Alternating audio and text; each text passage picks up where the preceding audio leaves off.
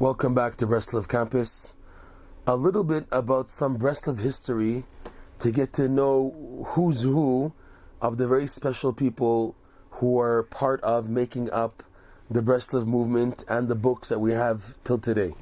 As everybody knows, Rabbi Nachman lived in the early 1800s. He passed away in the year 1810 at the age of only 38 and a half. Very young, and yet he accomplished what many people in their lifetimes could not imagine to perceive and to reach.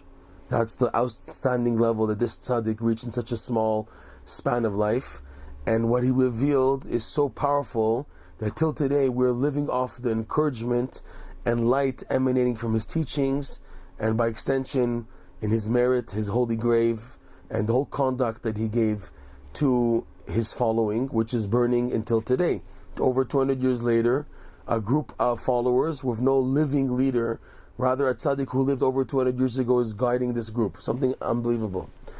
He was followed by his main disciple, Rav Nosson, who passed away in the year 1844.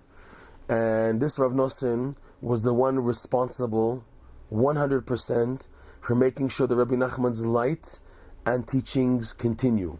He's the one, Rav Nosson, who single-handedly printed all of Rabbi Nachman's teachings. He's the one who put them down to writing, number one. He was the scribe. He published them. And then he wrote his own teachings explaining the teachings of Rabbi Nachman, the teachings of Breslov, such as Likutei Halachot, his prayers, Likutei Tfilot, his letters. Plus, he was involved in ensuring that there would continue to exist an annual gathering by Rabbi Nachman's grave in the city of Uman in the Ukraine. And for that, he built what was called the Klois, the main central Breslov synagogue, which, believe it or not, is still standing today, although not the original building, which was made out of timber, which couldn't last for so long. It was placed with a brick building, which is standing till today. But Rav Nosson was the one who gathered the funds to build this Klois, this synagogue, which was the key to ensuring that a group gathering would exist, continue to exist, by Rabbi Nachman's grave in the city of Uman, way after his passing.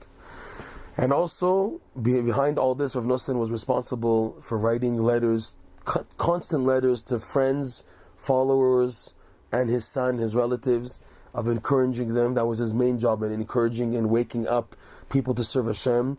And he inflamed a whole new generation of youth to become inflamed with Rabbi Nachman's teachings. After Rav Nosson passed away, everything was written. All the books were written, everything.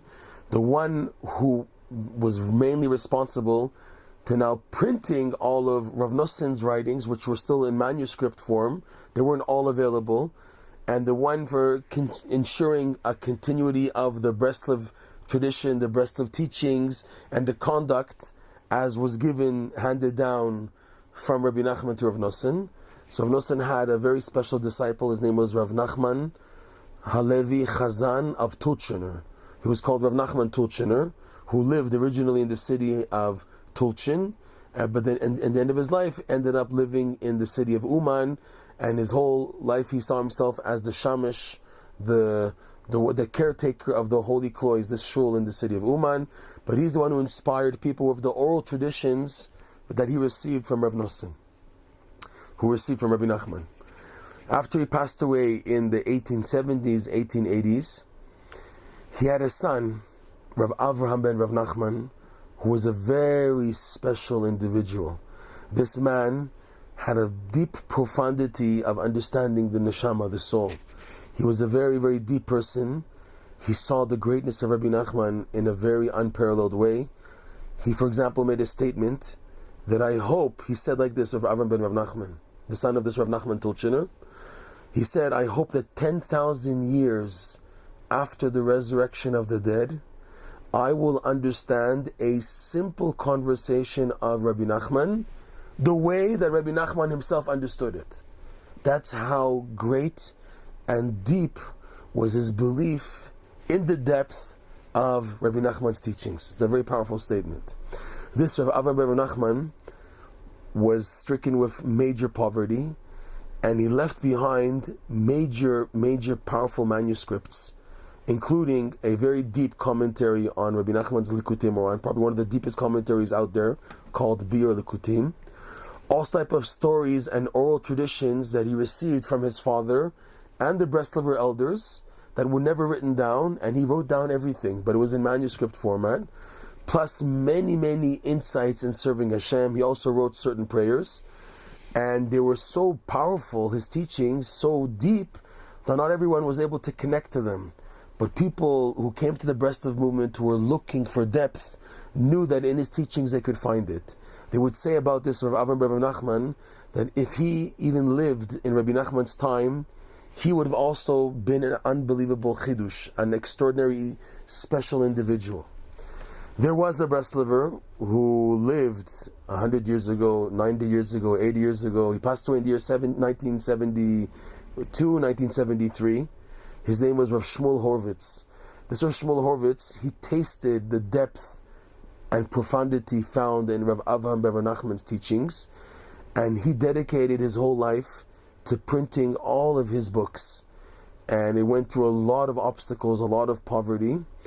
And this Rav Shmuel Horvitz, even in the early 1930s, when communist Russia was at its peak, the KGB and Stalin, it was such a very bad time for the Jews and for anybody, he risked his life. He crossed the border illegally to get into the Ukraine in order to arrive and be by Rabbi Nachman's grave. And he was there, stuck in Uman for about 2 years. And after 2 years, when applying for a visa to leave, because he wasn't a citizen of the Ukraine, he came as a citizen of England, which Palestine at the time was under the English government. He was caught and sentenced to death and put in jail. And he had no idea, but the whole Jewish world outside of the Ukraine, out of Russia, was working hard to save him.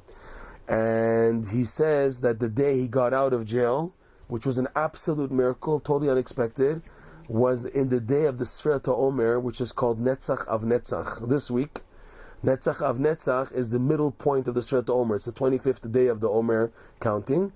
And in Kabbalah and in Hasidic terminology, the Sfira, the week of Netzach, corresponds to Rabbi Nachman. Because Nachman has a numerical value of 148, like Netzach, which is also 148. And he writes, Shmuel Horvitz, when he came out and he finally printed the Rav Avram Bar Nachman's Bir Likutim, he writes this miracle that he had of being saved and released on the day of Rabbi Nachman's Sfira, and he attributes the merit thanks to his yearning and work to eventually print all of the works of Avram ben Rav Nachman. We should have a merit to discovering this special hidden Breslov personality, this personage of Avram ben Rav Nachman, to discover the depth in his teachings, which will open you up to a totally new level of what Breslov and Rabbi Nachman's teachings are about.